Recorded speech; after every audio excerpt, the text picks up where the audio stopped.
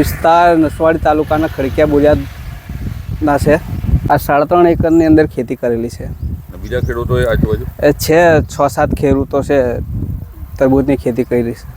કમોસમી વરસાદના કારણે ખેડૂતોને ખૂબ જ નુકસાન થયું છે।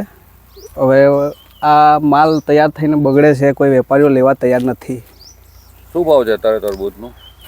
ભાવ તો હમણે 2 થી 2.5 રૂપિયા આપે છે વેપારી। એમાં ચાલુ વળતર બી વળે એવું છે નથી, તો પછી તો સરકાર પાસે શું રાખવા આશા તમે? સરકાર કોઈ સહાય આપે તો આનું વળતર કંઈ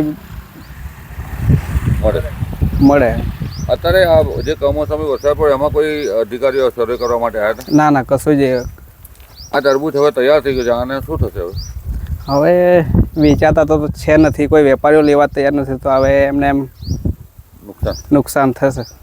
બિલ અલ્પેશભાઈ મહેન્દ્રભાઈ। મિત્રો, આવા જ વિડીયો અને શોર્ટ્સ જોવા માટે આજે જ અમારી ન્યૂઝ રૂમ યુટ્યુબ ચેનલને સબસ્ક્રાઇબ કરો।